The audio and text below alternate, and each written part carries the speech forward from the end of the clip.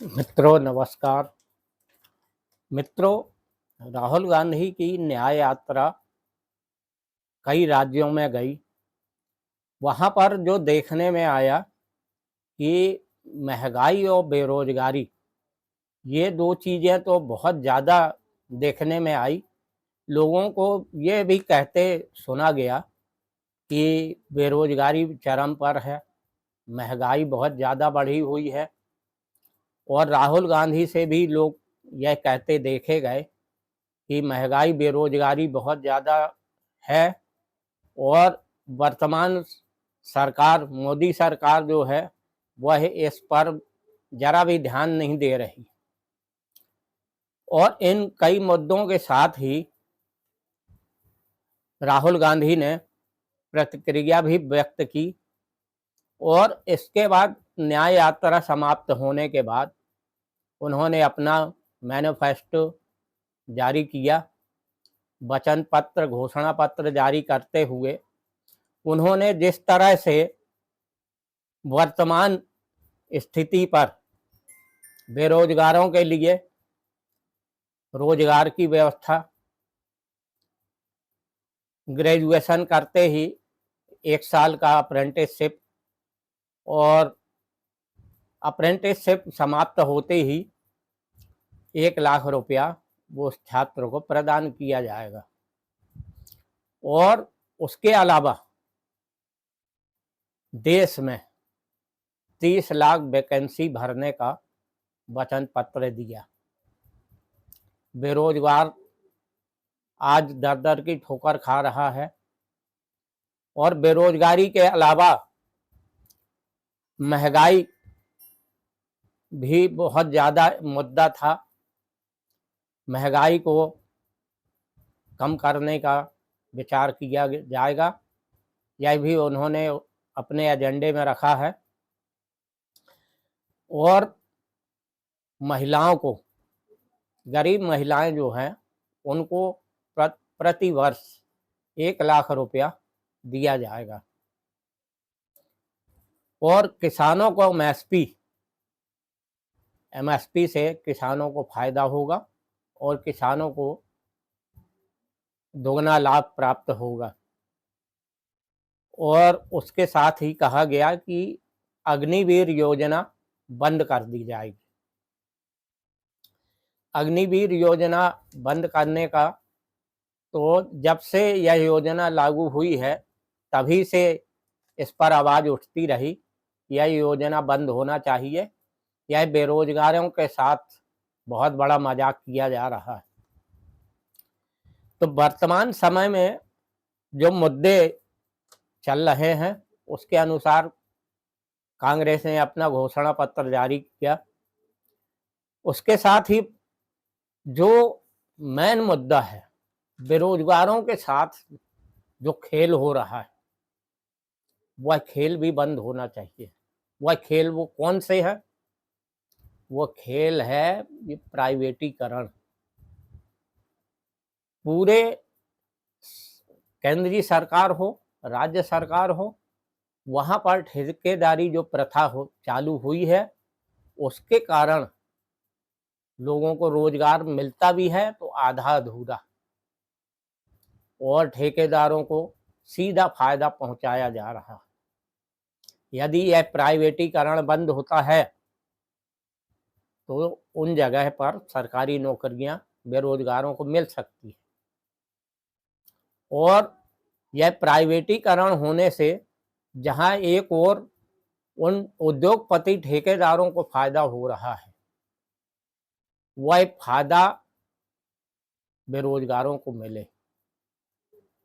राहुल गांधी ने अपने वचन पत्र में इसको बंद करने के लिए भी कहा है।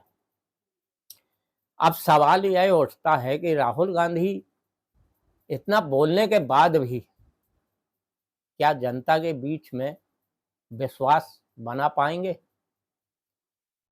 क्योंकि जनता के विश्वास ही जीत पार्टी की होती है। जनता में विश्वास पैदा करना पड़ेगा, घर घर इस योजना की जानकारी देना पड़ेगा। तब ही राहुल गांधी जीत पाएंगे, क्योंकि कांग्रेस पार्टी ने कहीं ना कहीं जनता के बीच में अपना विश्वास खोया है, और विश्वास खोने के कारण ही भारतीय जनता पार्टी राज्यों में और केंद्र में सरकार बनाने में सफल हुई है। यदि कांग्रेस पार्टी विश्वास बना के रखती, और जो आज मुद्दा ये राहुल गांधी लेके चुनाव लड़ने जा रहे हैं, यदि इस मुद्दे पर पहले से ये कामयाब रहते तो भारतीय जनता पार्टी कभी सरकार में नहीं आती, क्योंकि लोगों ने उस समय त्रस्त भी हुए हैं। ऐसा नहीं है कि पेट्रोल डीजल आज बढ़ रहा है और या बढ़ा है या सिलेंडर के भाव बढ़े हैं, ऐसा नहीं है। कांग्रेस सरकार में भी 2014 से पहले भी रेट हर 2 महीना 3 महीने में बढ़ते थे, वो आज भी बढ़ रहे हैं। जनता पहले भी झेलती थी, वो आज भी झेल रही है। बिना ठोस कारण के पार्टियां नहीं जीतेंगी, इसलिए मोदी जी ने किसी प्रकार का अभी घोषणा पत्र जारी नहीं किया है। यदि इन मुद्दों पर भारतीय जनता पार्टी अपने विचार रखती है और अपने विचारों पर फोकस करती है, तो भारतीय जनता पार्टी पुनः सरकार में आएगी। घिसी पिटी पुरानी बातों से काम नहीं चलेगा कि हम 80 करोड़ लोगों को फ्री राशन दे रहे हैं या मुझे गाड़ी दे रहे हैं।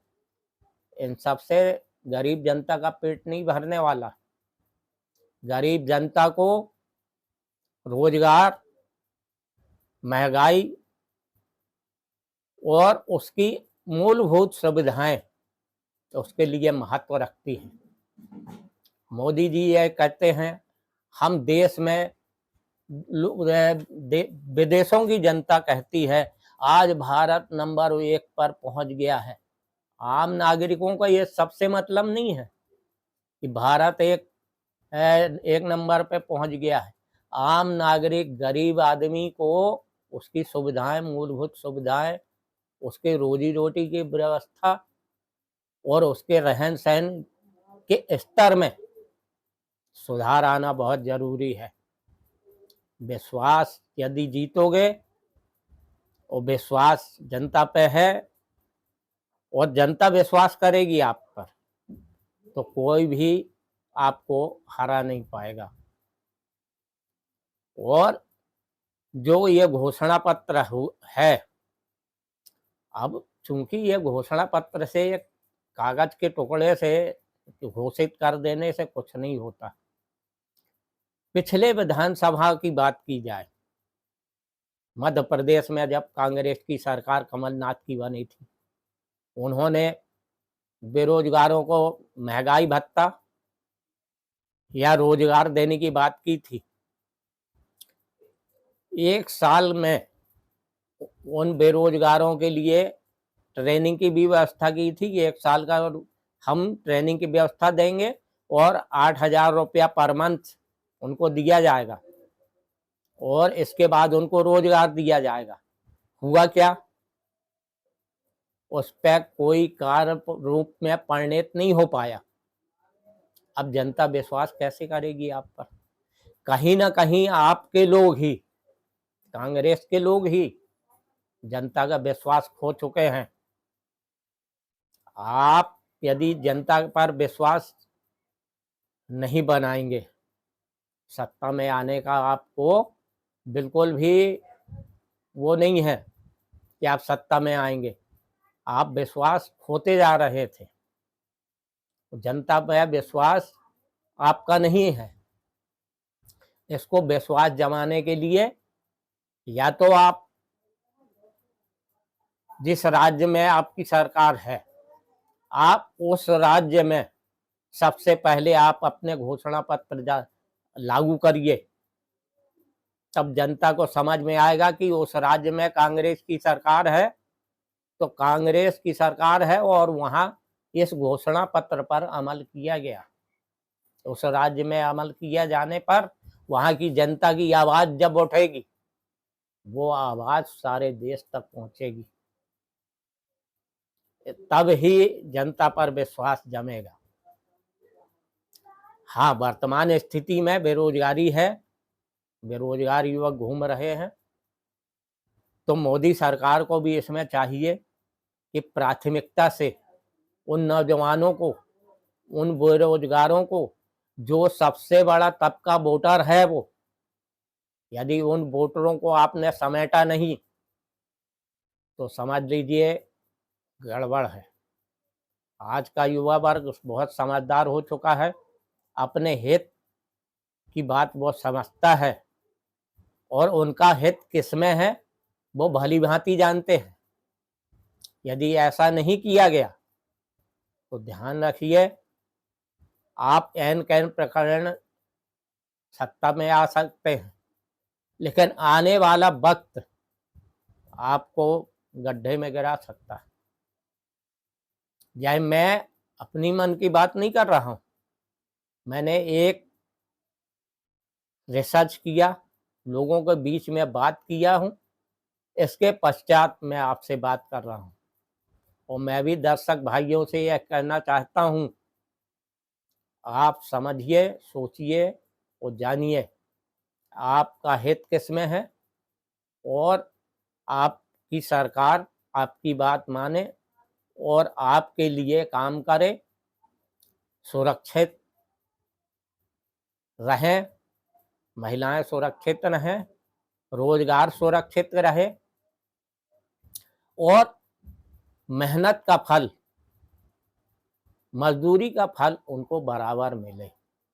क्योंकि जो मजदूर दिन रात मेहनत कर खून पसीना बहाता है, वो अपने बाल बच्चों के लिए शाम को यह सोचता है कि हमें इतनी मजदूरी मिले ताकि हम अपने परिवार का भरण पोषण कर सकें, उनका हक ना मारा जाए,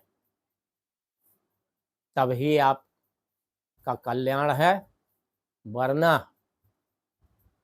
सत्ता हासिल करना और सत्ता में बने रहना दोनों अलग अलग बातें हैं।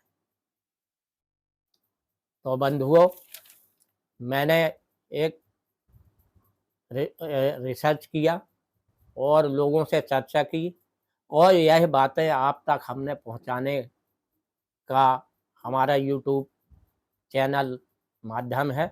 मैं आप तक ये बातें पहुंचाया और आप लोग हमारे चैनल पर बने रहिए और चैनल को सब्सक्राइब करें ताकि हमारे जो वीडियो हैं वो आप तक हमेशा पहुंचते रहें।